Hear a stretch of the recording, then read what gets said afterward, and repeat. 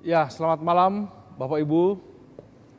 Puji Tuhan malam ini kita bisa bertemu lagi. Saya berharap semua dalam keadaan sehat, dalam keadaan sukacita, senantiasa dalam perlindungan Tuhan. Minggu yang lalu kita sempat off sebentar gitu ya karena ada kegiatan yang lain. Tapi puji Tuhan malam ini kita bisa dipertemukan lagi. Dan saya berharap bahwa malam hari ini pun kita saling memberkati satu dengan yang lain, ya, saling menguatkan satu dengan yang lain. Terima kasih untuk beberapa pertanyaan yang sudah muncul, yang sudah diterima oleh tim redaksi. Ya, puji Tuhan.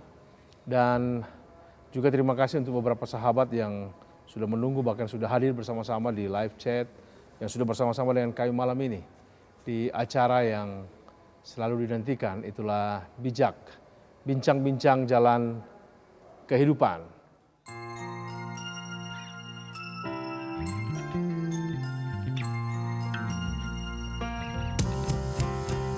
Karena hidup hanya sementara, bijaksanalah menjalaninya. Karena hidup hanya sementara, hidup bijaksana.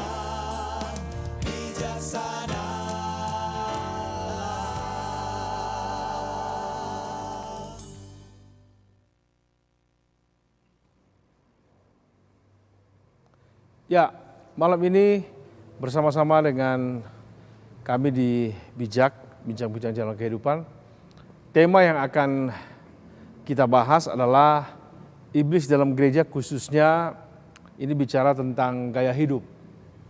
Apalagi yang akhir-akhir ini sering disoroti atau seringkali diungkapkan itu gaya hidup hedonis yang kemudian menghasilkan konsumeris, begitu ya, materialis dan yang lain-lain. Apakah ini ada hubungannya dengan pengaruh iblis di belakangnya?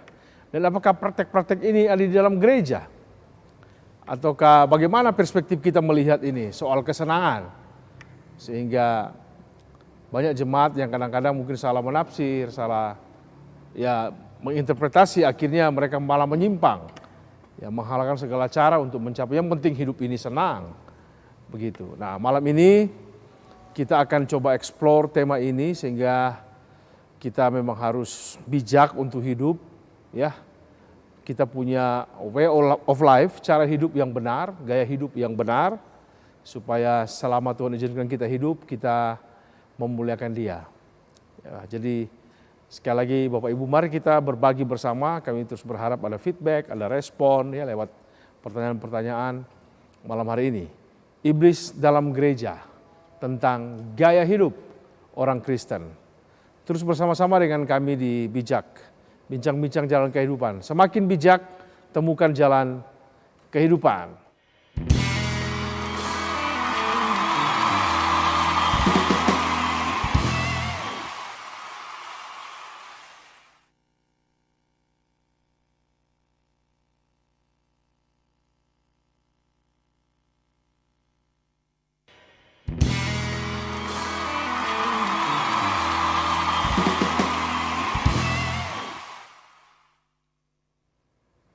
Ya, Bapak Ibu, malam ini saya tidak sendirian, tapi saya ditemani oleh para narasumber yang ya memiliki kepakaran lah. Mereka punya banyak cerita, banyak pengalaman, bahkan banyak penelitian tentang hal ini. Dan akan memberikan beberapa masukan yang berharga kepada Bapak Ibu sekalian, termasuk saya juga tentunya. Ya, malam ini saya sudah ditemani oleh Bapak Pendeta Bapak Dr. Henry Simamora. Selamat malam Pak Henry. Selamat malam Pak Jim, selamat malam pemirsa. Oke, puji Tuhan. Terima kasih Pak Henry untuk kehadiran bersama-sama dengan kami di Bijak. Yang kedua Bapak Pendeta Dr. Gunario Sudarmanto, DTH. Selamat malam Pak Dar. Lama nggak jumpa. Oh, salam Pak Jim. Jumpa lagi. Beliau lagi cuti tapi kami ciduk. Biar supaya bisa masuk, bisa berbagi malam ini ya, banyak pengalaman pelayanan gitu ya yang terjadi. Dan yang ketiga Bapak Sudung Nenggolan. Selamat malam Pak Sudung. Ya, selamat malam Pak Pak Junaidi, Pak James. Cuma tadi saya agak keberatan itu kalau disebut pakar, Pak. Oh gitu ya? Karena pakar itu apa-apa sukar, Pak. Pakar apa-apa sukar, Apa kata sukar, Pak iya, Sudung. itu. Mereka sudah banyak mengalami kesukaran, Kesukaran, Bapak Ibu, jadi akan berbagi lah banyak ya. Dalam situasi sukar tapi tetap senang, begitu. Nah itu agak, ya Bapak-Bapak, jadi tema kita malam ini memang tentang iblis dalam gereja dan bicara soal gaya hidup. Apa sih yang salah dengan gaya hidup? Kan semua orang ini punya gaya hidup nih. Tapi kan ada istilah yang berkembang yang kemudian jadi istilah yang sangat populer sekarang, itu tentang hedonisme, konsumerisme. Nah, apa sebetulnya itu? Kapan munculnya peristiwa itu ya, barang-barang itu kapan kira-kira? Hedonisme dan konsumerisme. Saya minta tolong Pak Dar ini bisa berikan penjelasan sedikit Pak tentang hedonis dan konsumeris ini bagaimana? Samakah, bedakah atau apa? Nah, silakan Pak. Ya, sebenarnya dua kata itu sudah sangat familiar lah ya. Ya. Di masyarakat itu sudah sangat sering didengar. Ya, memang itu terkait dengan semacam paham lah, pandangan yang mau mengedepankan kenikmatan, kesenangan itu sebagai tujuan hidup. Jadi sebuah pemikiran yang mengutamakan kesenangan-kesenangan, entah itu bersifat kesenangan psikis maupun juga jasmani, bahkan juga spiritual. Itu dianggap sebagai satu tujuan dari hidup seseorang. Nah, kalau dari bentuknya sebagai paham atau pemikiran, ini memang ya sudah mulai ada itu abad ke-5 lah sebelum Masehi. Ketika filsafat mulai dikembangkan ya oleh pendirinya, oleh Socrates, kemudian oleh murid-muridnya, Aristippus misalnya. Lalu pada abad ke-4 itu dikembangkan lagi oleh Epicurus, menjadi sebuah pemikiran yang mulai disistematisir, menjadi sebuah ilmu, ya, pandangan. Dan akhirnya itu kemudian mengembang, meluas, yang diterima oleh masyarakat luas. Tapi itu dalam bentuk paham yang resmi sebagai ilmu ya. Hanya esensinya kan Pak Jim sebenarnya sudah jauh hari sebelumnya, esensi bahwa setiap orang ingin menikmati hidup dengan kesenangan itu kan bukan hal baru ya. Sebenarnya jauh hari sebelumnya sudah ada hal seperti itu. Nah, semakin ke sini pengembangan dari konsep hedonis itu implementasinya sangat merasuk ke semua bidang dalam kehidupan manusia.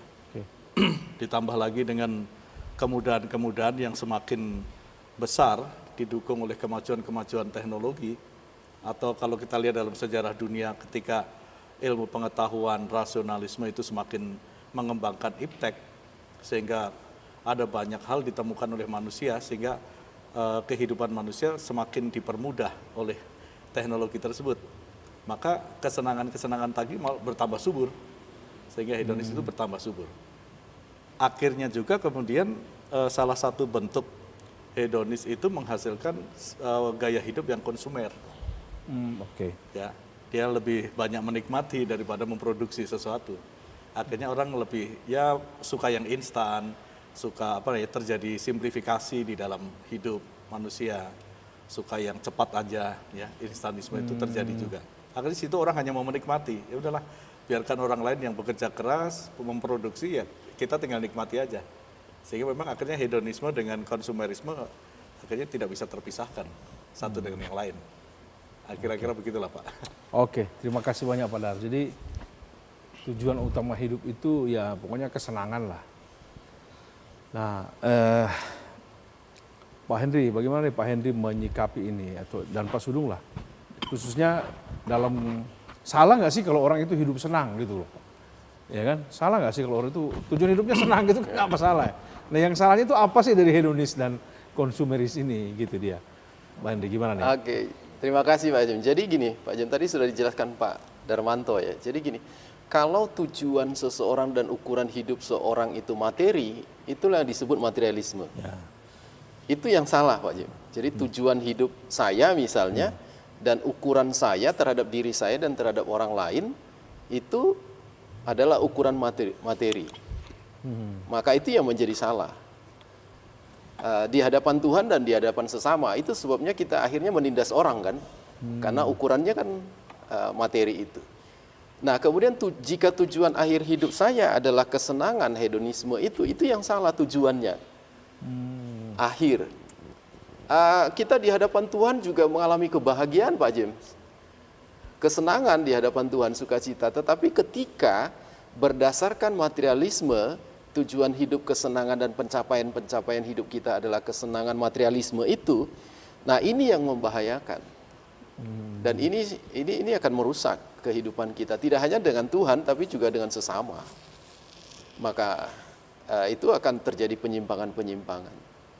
Nah itu yang saya pikir itu yang merusak ya Pak Jem, mengganggu dan tujuan hidup kita yang salah. Bisa merusak dan bisa merasuk juga nih. Merasuk juga. Gimana nih Pak Sudung melihat ini masalah hedonisme dan konsumerisme ini? Ya mungkin kita mulai dari tingkat kehidupan sesuai dengan Abraham Maslow. Ya. Ketika seseorang itu masih dalam tahap basic needs, maka dia nggak akan memikirkan itu bagaimana cari barang-barang yang mewah, makan aja belum. Ya, itu kalau Maslow itu masih di basic, itu biological needs, masih sandang pangan dan sebagainya. Tetapi kalau ketika seseorang sudah mencapai tahap aktualisasi diri, wah ini dia, ya, maka ada pertentangan antara needs and wants. Jadi antara keinginan dan wants, mau, kebutuhan itu udah di atasnya. Ya, sehingga ketika dia consumerism sebagai konsum ya, dan hedonis, maka ini sudah taraf ya bukan lagi wants, maksudnya needs ya, tetapi sudah wants. Ya, jadi dia nggak peduli apa aja barang yang mau beli, ya ada uang dia, karena sudah secara teori hierarchy of needs itu dia sudah tahap yang aktualisasi diri. Nah, jadi ini memang satu dilema juga ya, kita memang selalu menginginkan supaya tahap tertinggi itu kan, self actualization itu. Ya. Tapi selain pihak ada dampaknya. Dia nggak lagi memberikan yang perlu-perlu saja gitu. Tapi apa yang mau inginkan? Ada kok uang. Saya punya cukup materi. Tetapi di sinilah kejatuhan itu saya pikir. Jadi tidak ada lagi pertimbangan ya needs itu. Ya pokoknya gue mau, bodo amat lo mau apa gitu. Saya punya duit sendiri ini. Ya. Tapi akibatnya banyak yang mencelakakan orang juga. Nah, ini secara kelompok. Makanya secara kelompok konsep diri itu bisa berubah. Karena ada pengaruh dari mungkin pekerjaan, mungkin persahabatan, mungkin juga karena cinta. Nah, ini gitu kira-kira. Oke, terima kasih Pak Sudung. Ini antara needs and wants, antara kebutuhan dengan keinginan itu nggak bisa dibedain. Nah ini bahaya nih. Jadi terima kasih banyak Pak Sudung. Bapak Ibu jangan kemana-mana karena masih dalam nih, kita masih ada banyak hal. Saya akan lebih explore lagi nih, khususnya dalam komunitas kita nih, orang percaya Kristen ini bagaimana gitu ya, tentang hedonisme dan konsumeris, adakah atau bagaimana bentuknya. Nah nanti kita akan bahas sesudah ini. Terus bersama-sama dengan kami di Bijak, bincang-bincang jalan kehidupan. Semakin bijak, temukan jalan kehidupan.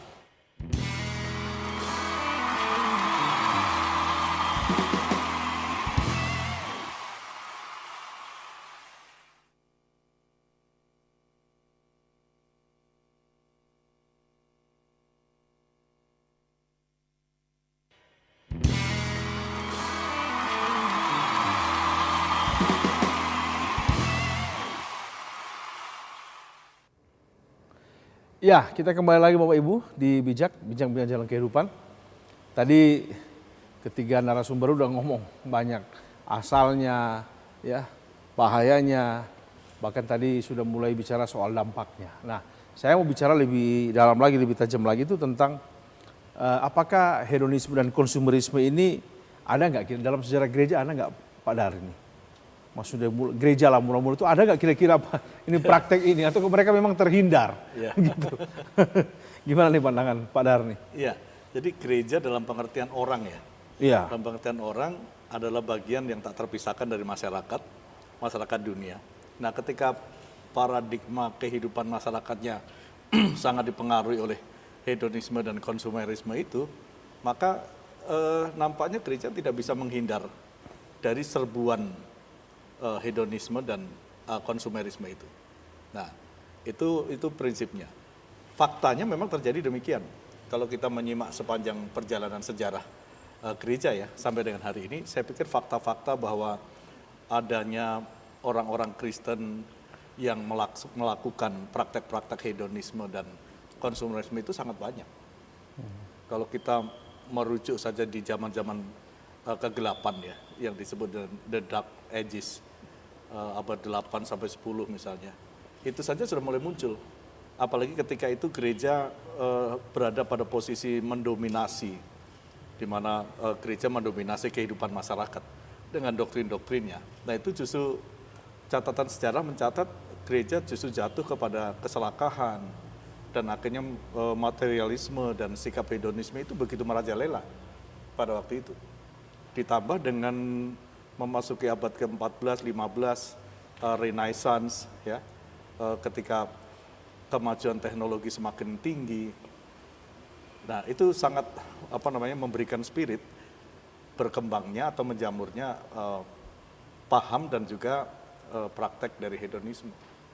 Dan kemudian masuk ke abad 19, abad 20 ketika dunia masuk ke dunia modern, bahkan kemudian masuk ke postmodern, nampaknya itu tidak bisa terbendung lagi, Pak.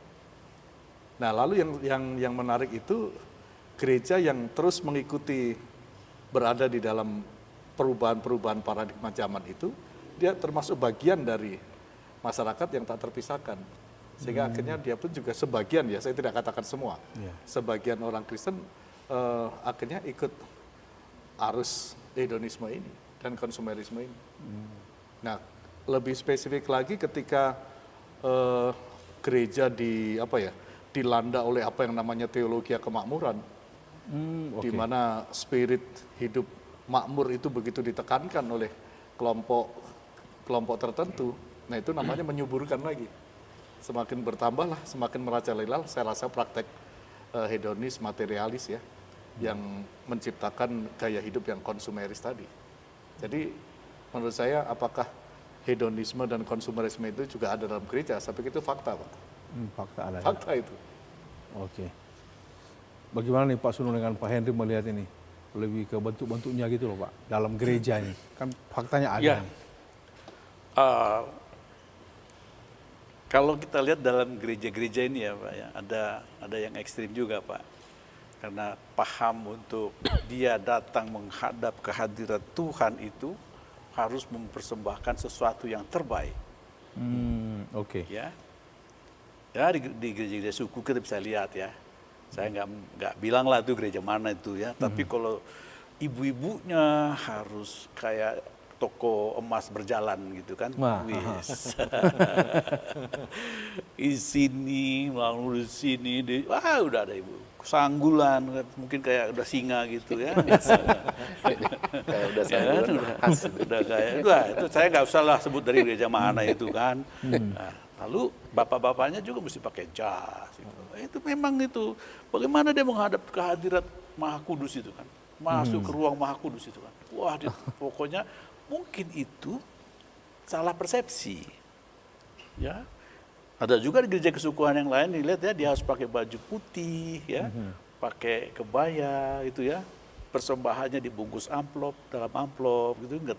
Nggak tahu kita berapa isinya gitu. Jadi pokoknya jadi ini ada berbagai macam ragam di Indonesia ini ya. Tapi menurut saya sih itu sah-sah aja. Tapi kalau menjadi batu sandungan buat orang lain itu berpersoalan. Sehingga untuk gereja-gereja tertentu yang berisih dengan seperti itu, dia akhirnya pindah Pak. Pindah Pak. Cari ke gereja yang apa adanya aja. Nggak ditegur-tegur. Sebab kalau di gereja yang saya sebutkan tadi itu Pak, itu menjadi bahan teguran juga di kalangan mereka itu. Yang yang senang segala macam perhiasan segala macam, datang pun terlambat dia supaya dilihat lenggak-lenggoknya kan, kalau ibu-ibunya dengan sepatunya keletak lutut gitu tuh ya, jadi aneh juga kan supaya lihat ini lo gue. Jadi sebenarnya itu jadi batu sandungan menurut saya.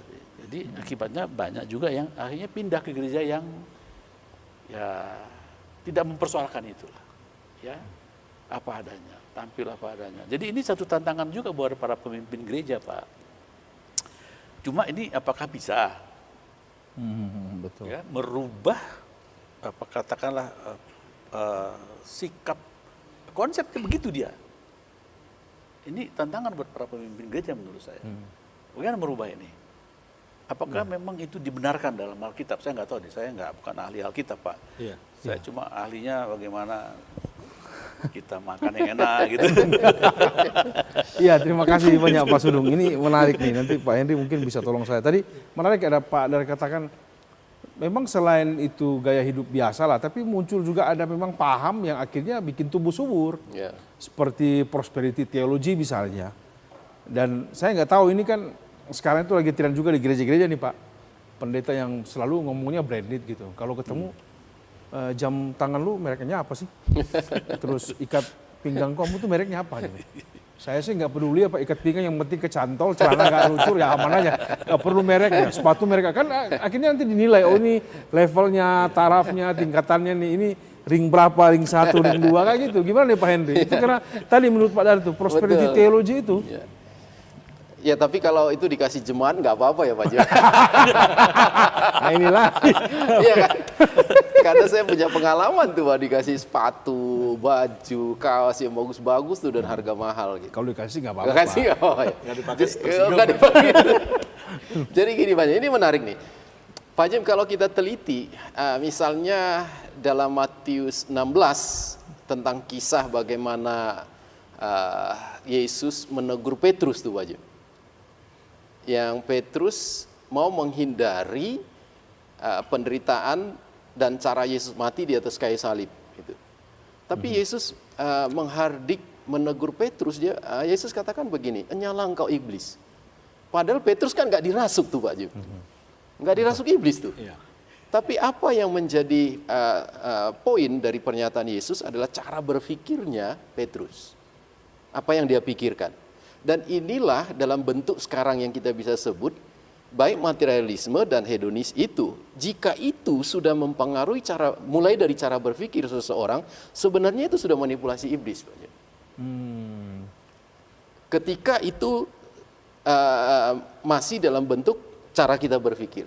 Nah nanti dari cara berpikir itu kan yang kemudian terimplementasi dalam gaya kita, penampilan, branded, dan segala macam. Tetapi juga kita perlu harus cukup bijak Pak Jim, hati-hati dalam pengertian begini. Misalnya contoh ya, ada orang yang sebelum bertobat dia memang sudah terbiasa dengan kekayaan, pakai mobil mewah, punya ini. Nah ketika dia bertobat, gaya itu terikut gitu. Memang dia memiliki segala sesuatu. Ada kan sekarang ini kan kita temukan juga Pak Jim kan, hamba-hamba Tuhan yang punya latar belakang bisnis sebelumnya. Kemudian melayani Tuhan, dia sudah memang hidup dalam kelimpahan.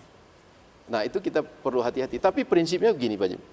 Prinsipnya adalah, karena materialisme dan hedonis ini merupakan tadi yang Pak James katakan adalah ditumbuh suburkan dengan paham teologi kemakmuran. Ketika itu sudah mempengaruhi cara berpikir orang, disinilah kita sebut iblis dalam gereja itu. Yang dari cara berpikir itulah nampak dalam kehidupan sehari-harinya atau dalam gereja. Saya kira itu. Oke. Terima kasih banyak Pak Henry. Tadi Pak Henry sudah bilang, berarti ini ada pengaruh. Pak Dari bagaimana nih melihat nih pola? Bisa kan Pak Dari kan meneliti pola dalam Alkitab nih. Ini hubungan antara hedonisme dengan konsumerisme dengan iblis ini Pak. Iya. Nah, kalau kita mau merujuk kepada teks-teks ya dalam Alkitab yang secara eksplisit mengungkapkan peran iblis di sana. Sebenarnya begini Pak, saya lihat misalnya di Taman Eden. Itu kalau dianalisis berdasarkan Abraham Maslow tadi, antara need dan want. antara kebutuhan dengan keinginan. Di Taman Eden itu kan kebutuhan sudah terpenuhi semua. Tidak ada kekurangan satu apapun. Nah, iblis bermain di keinginan. Satu-satunya yang bisa dimainkan adalah kamu nggak akan mati, tapi kamu akan menjadi seperti Allah. Menjadi seperti Allah itu jadi ditawarkan yang menggelitik pola pikirnya Hawa, itu menjadi satu keinginan. Sehingga di sana antara kebutuhan dan keinginan tidak ada bedanya lagi. Gitu. Akhirnya dia mengambil keputusan. Nah, jadi memang materi, kesenangan, keinginan itu menjadi wilayah kerjanya iblis juga, Pak. Kalau kita merujuk ke teks yang lain lagi, misalnya di zaman Ayub, ketika Allah berdialog dengan iblis itu ya, untuk mencobai menguji imannya Ayub. Nah, di sana juga hartanya juga dihabisin. Jadi kesenangan-kesenangan duniawinya Ayub tuh dihabisin dengan maksud untuk menguji apakah betul dengan segala kesenangan duniawi itu, kalau itu dihabisin, si Ayub tetap setia enggak kepada Tuhan. Nah, jadi itu memang jadi ruang kerjanya iblis juga soal kesenangan ini.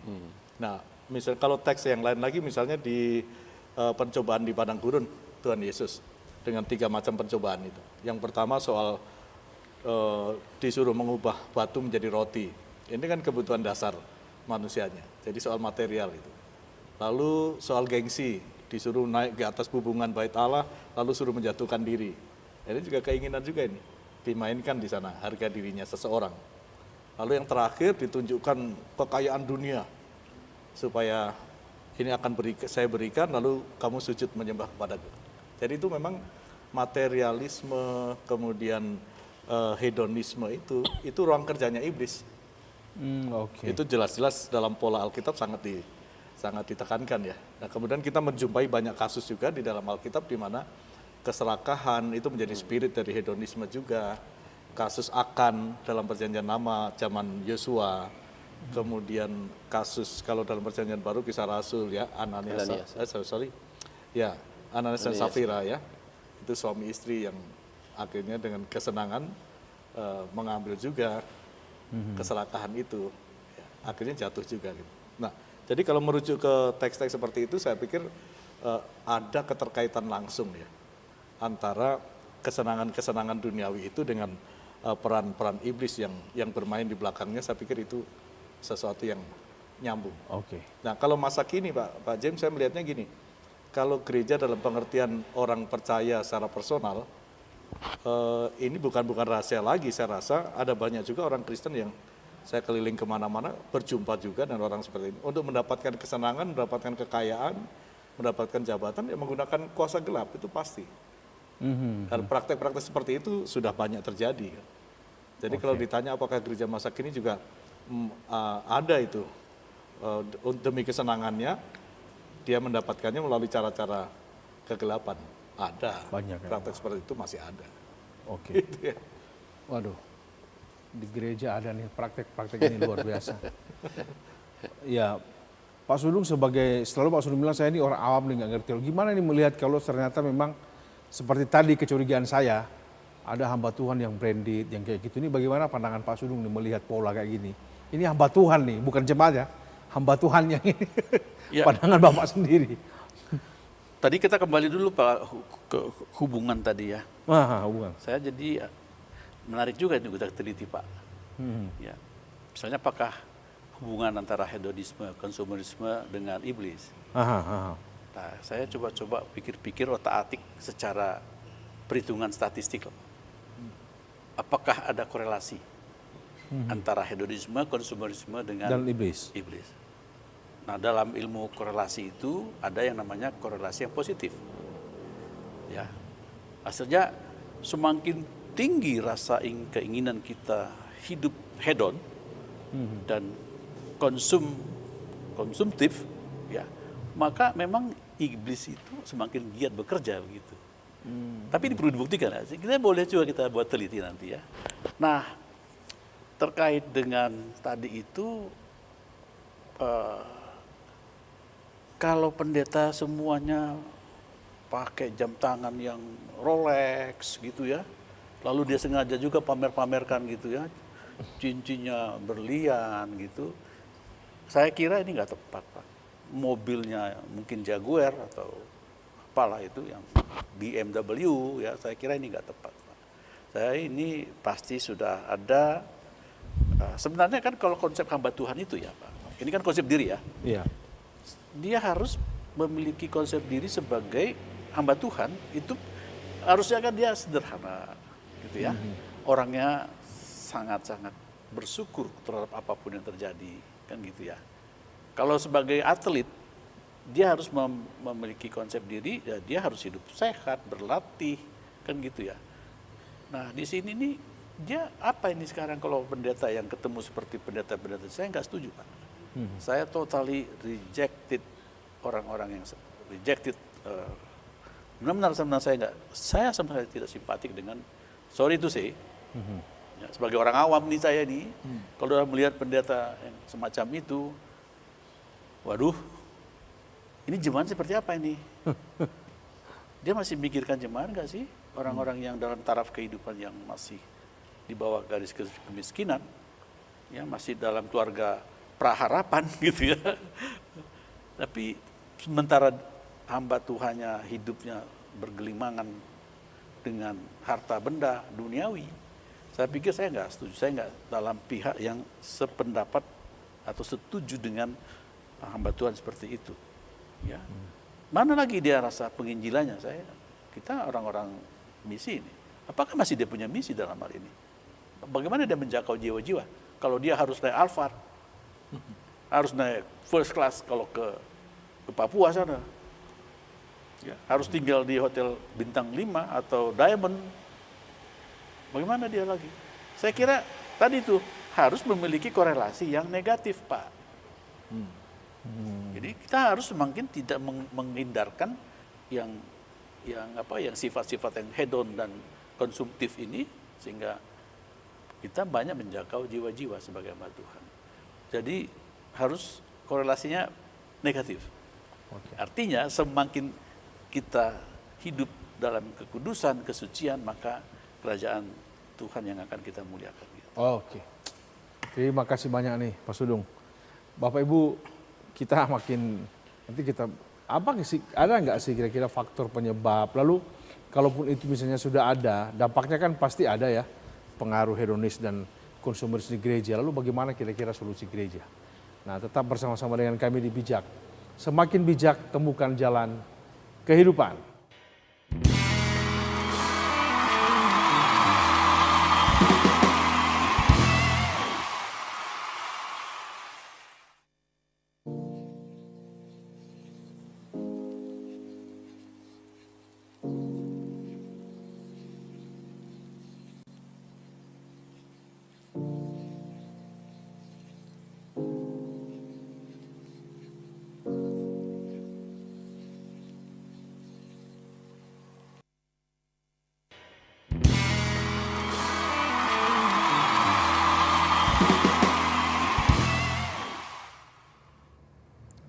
Ya, masih bersama-sama dengan kami di Bijak, Bincang-Bincang Jalan Kehidupan. Nah, Pak Dar sama Pak Henry, tolong saya dulu. Ada nggak kira-kira faktor-faktor penyebab ini? Lalu dampak dari hedonisme dan konsumerisme? Gimana Pak? Ya, baik, Pak James. Ya, jelas ini muncul selain berada pada pola pikir seseorang. Artinya begini, Pak James, pola pikir seseorang bahwa kesenanganlah materilah yang menjadi tujuan utama hidupnya. Okay. Sedangkan penderitaan dan kesulitan itu diabaikan. Itu ketidaksenangan. Gitu. Nah, berasal secara sederhana berasal dari situ. Jadi ketika, tapi kalau kita mau tarik lagi jauh, Pak Jem, memang ini karena dosa kan?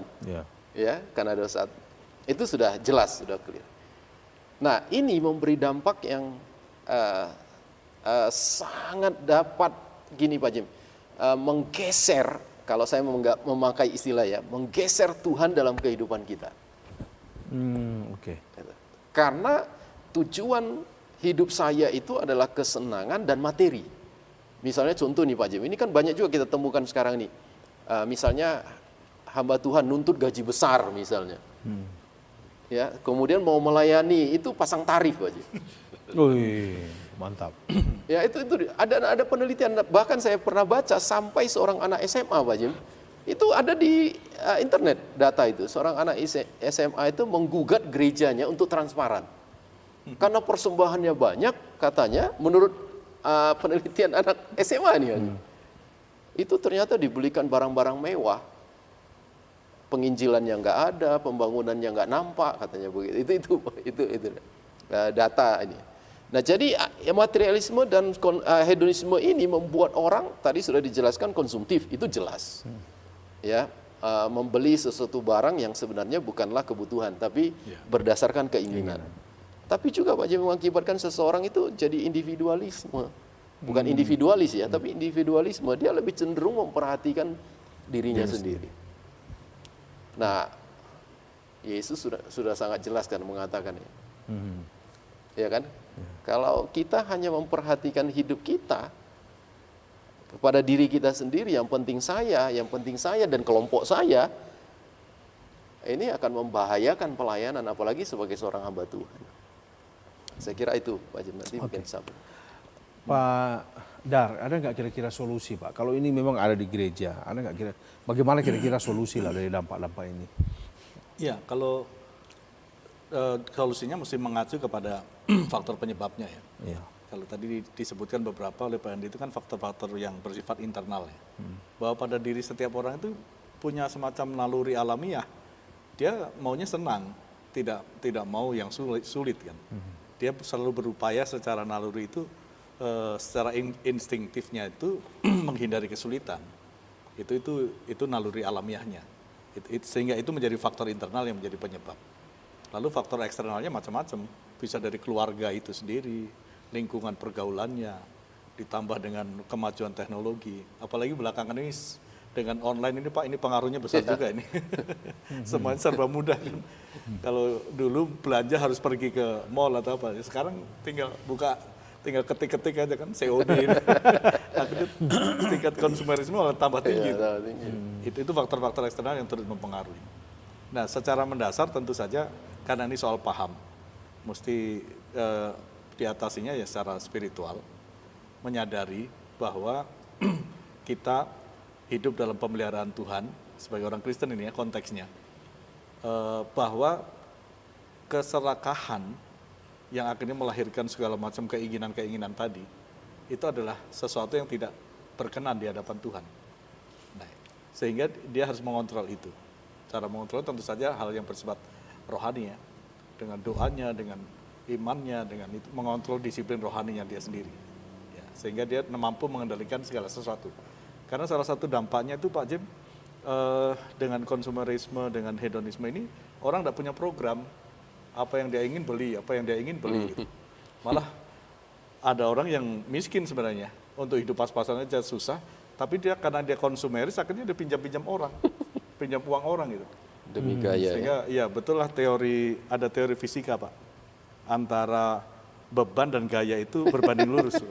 Jadi kalau bebannya terlalu banyak berarti dia kebanyakan gaya. Itu aja yang perlu dibalance ya. Sehingga perlu di manage ya dengan baik, dikelola dengan baik. Saya pikir cara-cara praktis seperti itu yang menolong untuk bisa mengendalikan diri lah. Oke.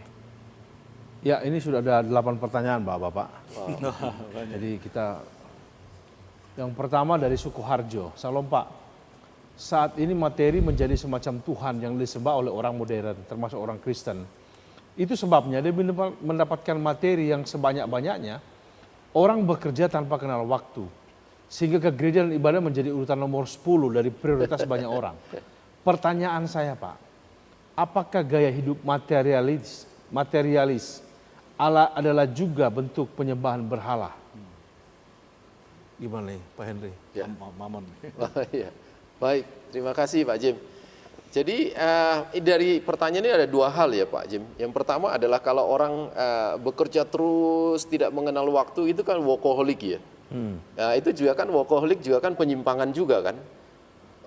Baik secara psikis tapi juga secara konsep tentang bekerja ya. Nah, yang kedua adalah ketika seseorang memberikan prioritas utama pada hidupnya kepada materi, ini juga sebenarnya penyimpangan. Karena hidup kita ini kan, hidup kita di dunia ini kan bukan hanya berdasarkan materi.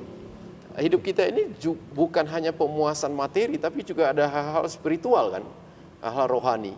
Tuhan menciptakan kita itu secara utuh.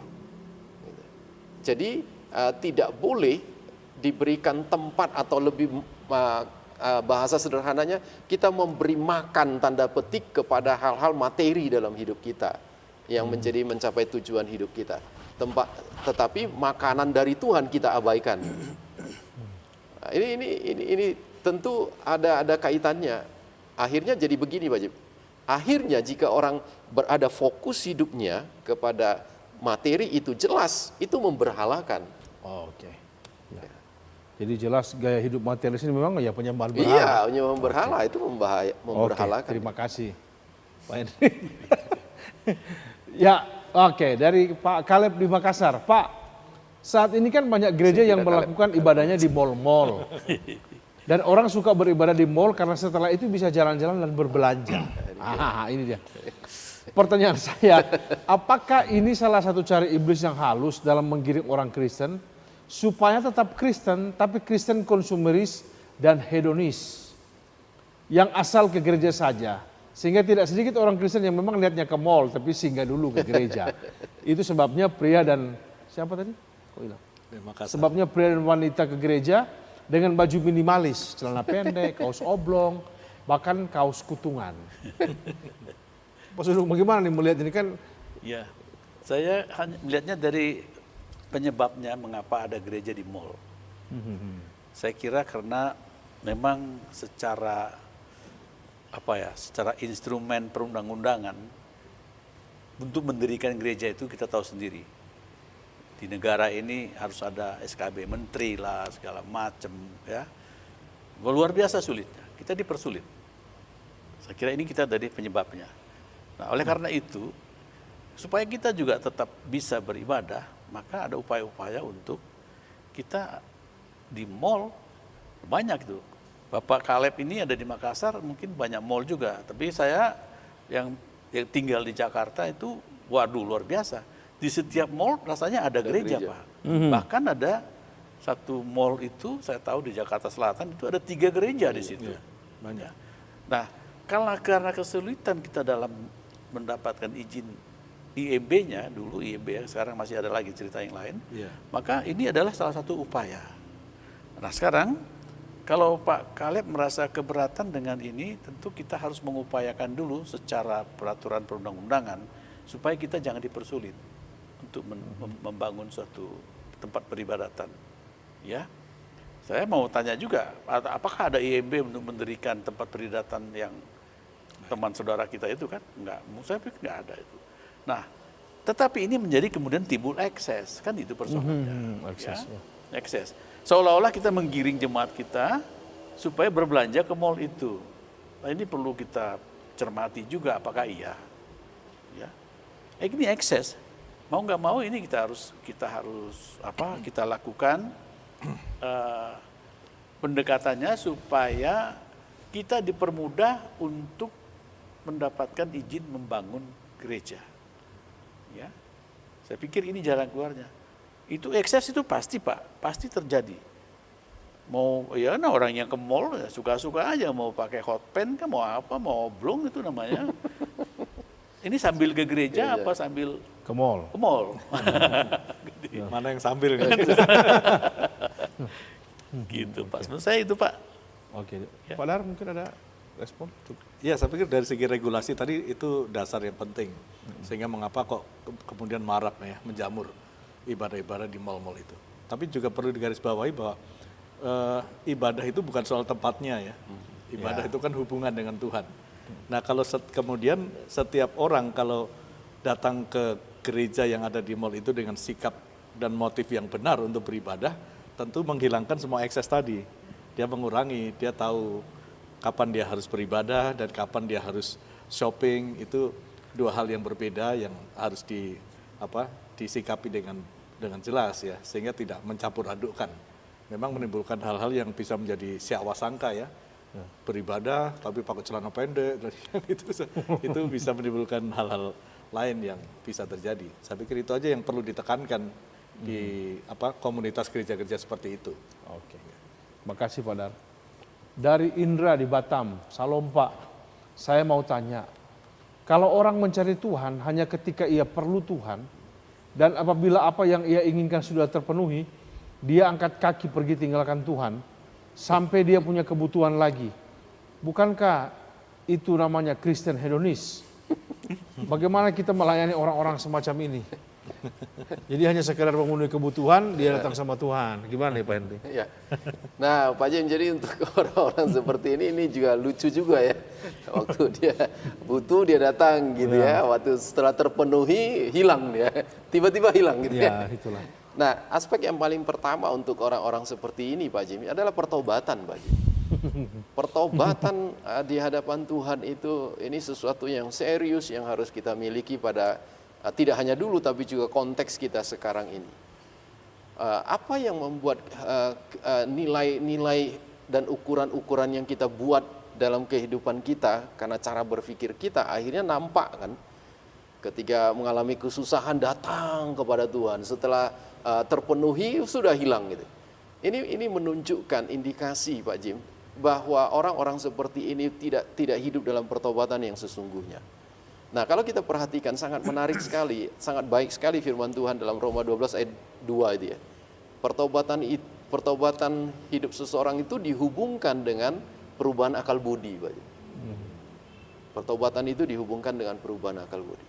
Nah, jadi bagaimana melayani orang seperti ini adalah orang seperti ini harus dibimbing kepada pertobatan yang sejati, yang sesungguhnya. Jadi pertobatan yang sejati akan menuntun seseorang ketika dalam susah ataupun senang, dia tetap konsisten mencari Tuhan dan membangun hubungan dengan Tuhan. Saya kira itu. Makasih Pak Henry.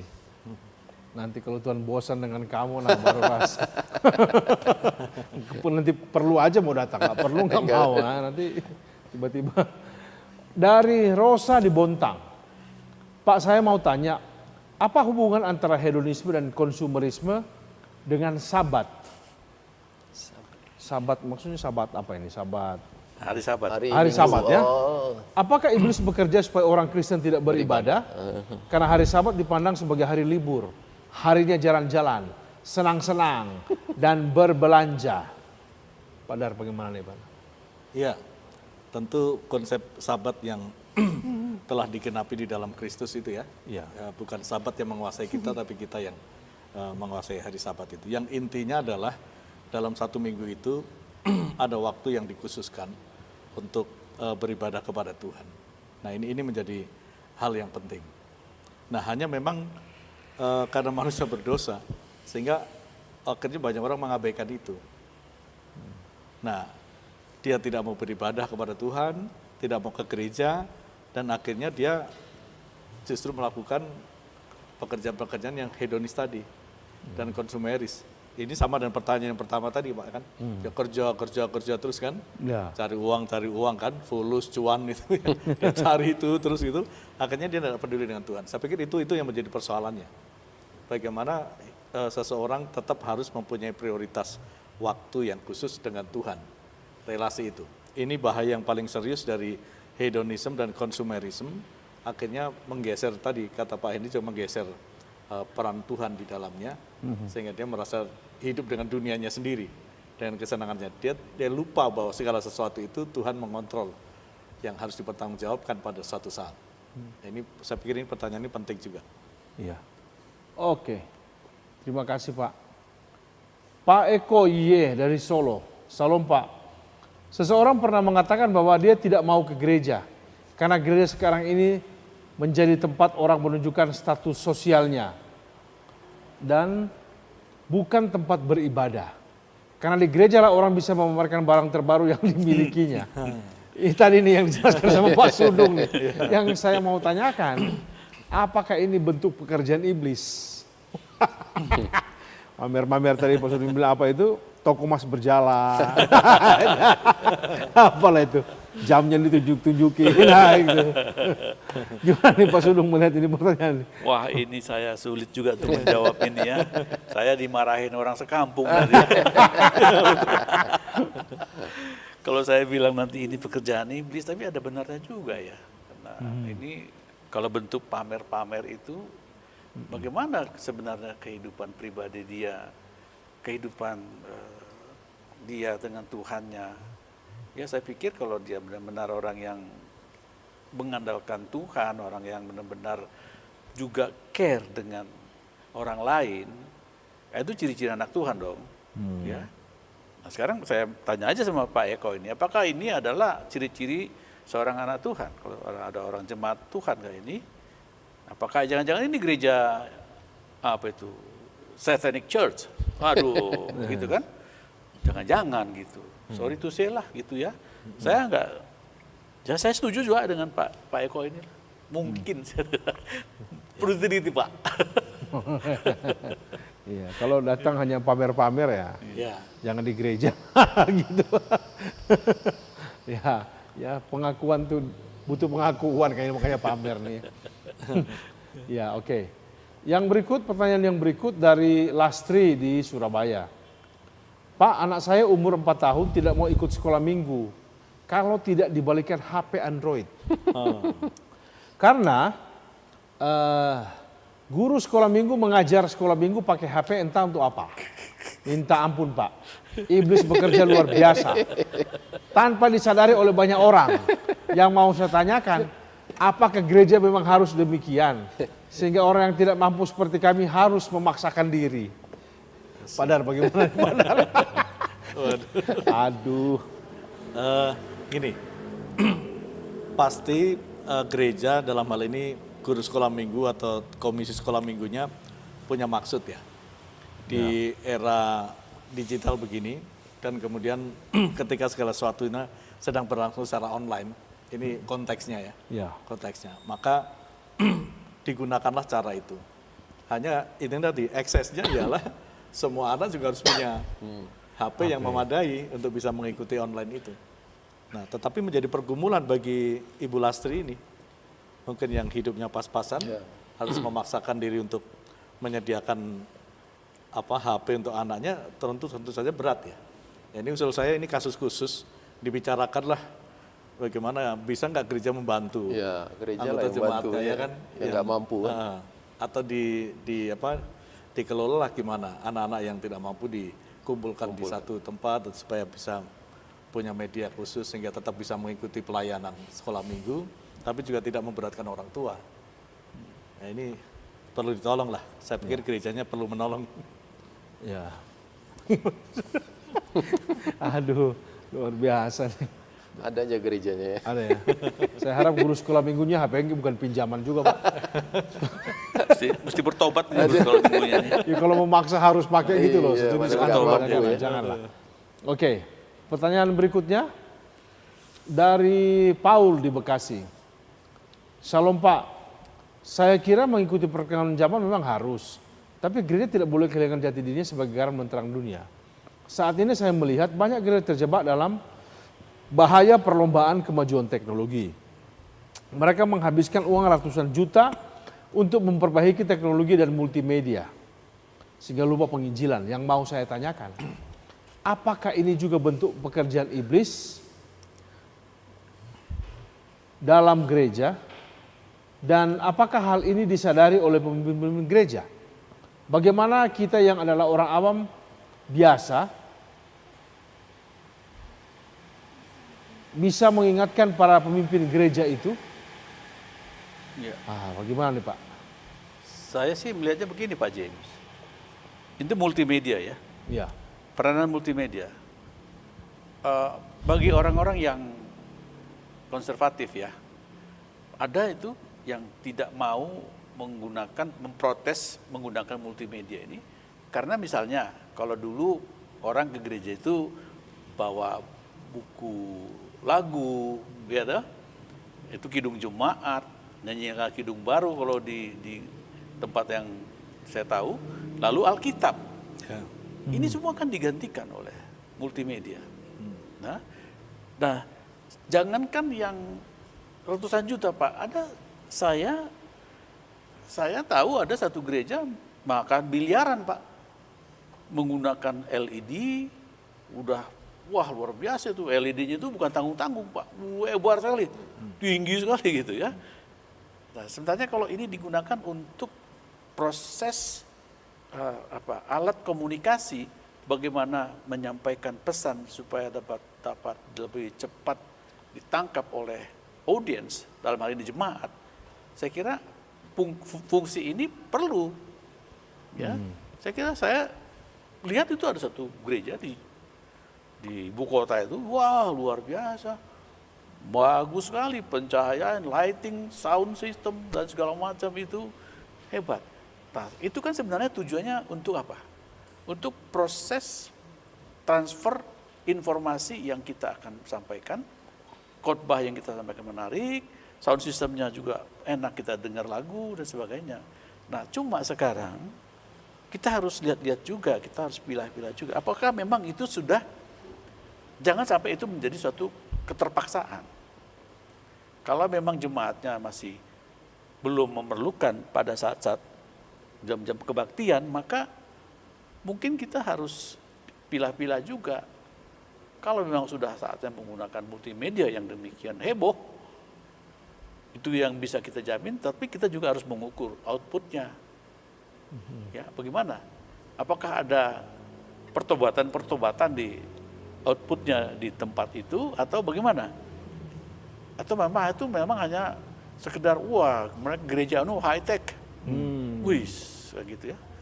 Padahal khotbahnya kosong melompong gitu, kayak gitu ya. Iya. Gitu. Oke. Terima kasih Pak Dar, ada sesuatu? Jadi saya pikir ini dua hal yang tidak perlu dikontraskan ya, antara penggunaan teknologi dengan penginjilan. Mestinya dua-duanya harus jalan. Ya, tentu saja pada konteks yang seperti dijelaskan Pak Sudung tadi, kalau memang gereja itu sudah memiliki kemampuan menggunakan teknologi yang lebih baik, kenapa tidak?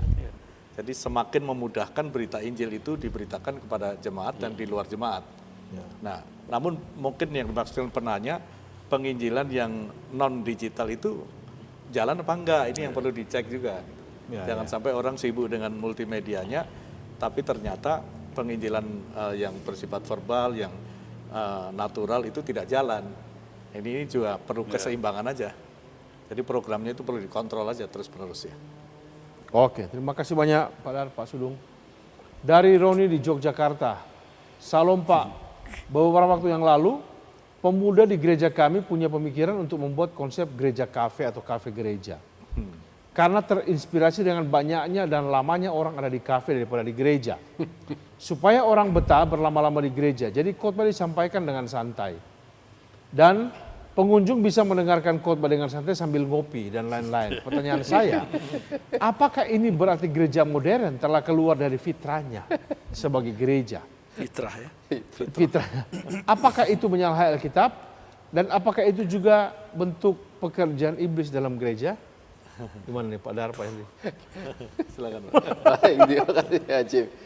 Jadi gini, saya pernah punya ada dua mungkin yang saya kisahkan Pak Jim berkaitan dengan ini. Pertama dari Alkitab ya. Dari Alkitab memang esensi ibadah itu betul fokus pada ibadah. Itu gereja mula-mula sudah melakukan itu. Tetapi setelah ibadah memang ada kumpul, mereka menikmati jamuan Pak Jim. Itu gereja mula-mula itu. Tapi tidak dicampur aduk gitu. Tidak dicampur aduk. Nah yang kedua saya menarik di Singapura Pak Jim, pernah ikut terlibat di situ. Jadi ini memang konsep gereja modern Pak Jim. Jadi setelah kita ibadah setelah itu memang ada itu disediakan kafe, kopi, roti, kita ngobrol untuk saling mengenal. Kalau ada orang baru itu sebagai pendekatan untuk penginjilan. Tapi tidak pada waktu ibadah. Bayangkan Pak Jim kalau pada waktu ibadah orang minum kopi, lagi firman Tuhan kita minum kopi gitu, sambil minum kopi, makan roti, itu kan justru bergeser kan? Justru semakin bergeser kalau itu. Nah, jadi pertanyaan ini baik sekali untuk mengarahkan kita.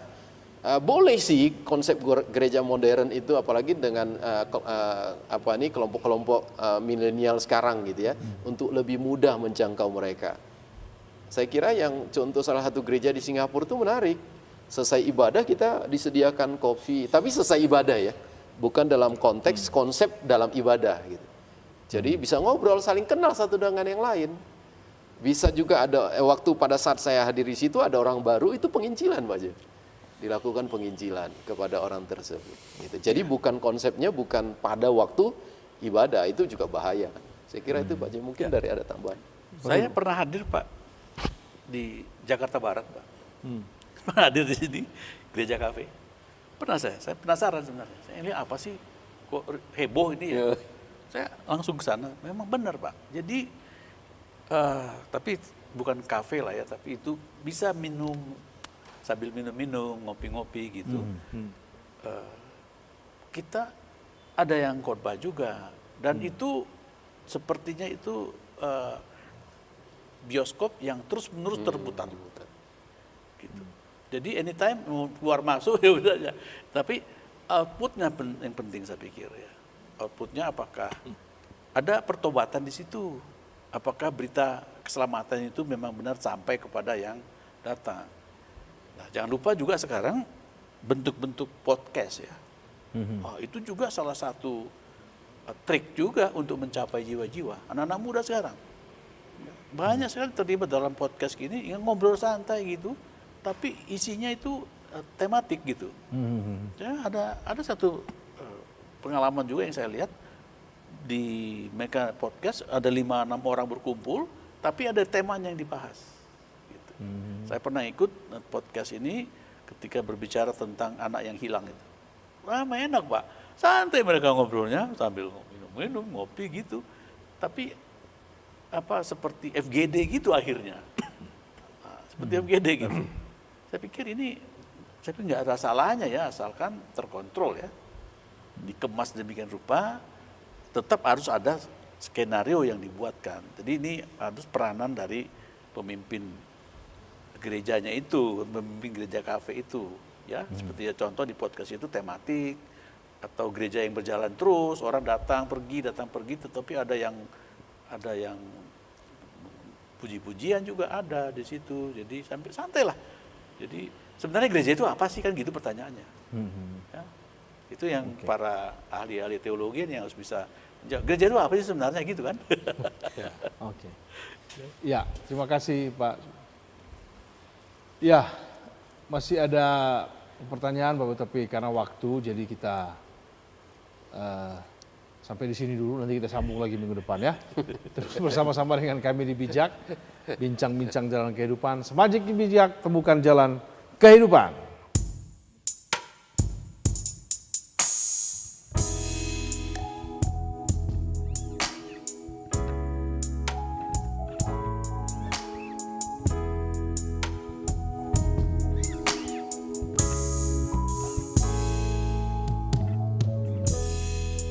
Ajar kami menghitung hari-hari agar bijaksana menjalani hidup dalam jalan-Mu, Tuhan. Karena hidup hanya sementara, pergunakan waktu yang ada, memperkenan hati-Mu, Tuhan, hidup dalam pimpinan-Mu. Karena hidup hanya sementara, pergunakan waktu yang ada,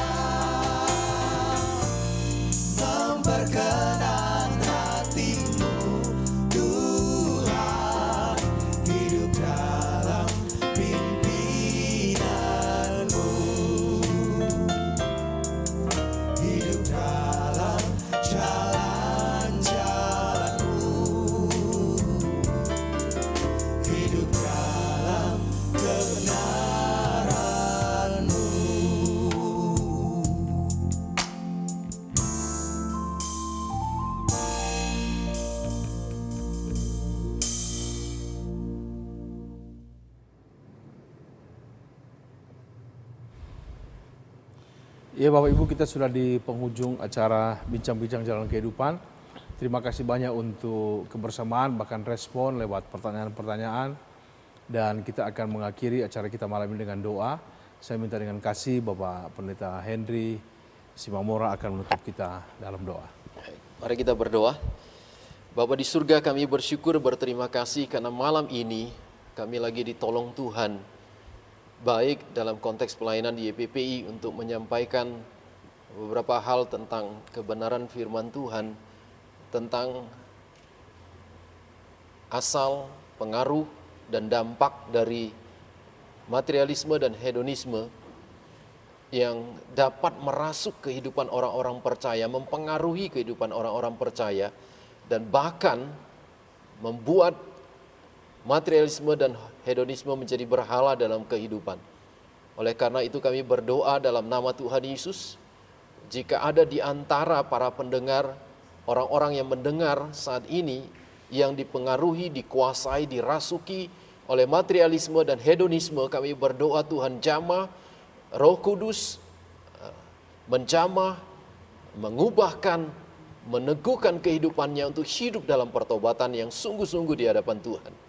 Dan kami berdoa dalam nama Tuhan Yesus, juga Tuhan memberkati setiap orang-orang, anak-anak Tuhan, dimanapun mereka saat ini berada yang bersama-sama dengan kami mengikuti acara ini, Tuhan memberkati.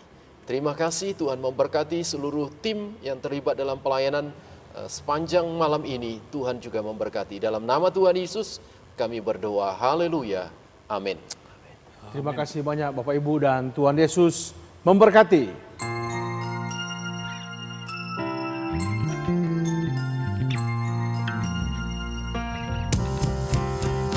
Karena hidup hanya sementara, bijaksanalah menjalaninya. Karena hidup hanya sementara, hidup bijaksana, bijaksana.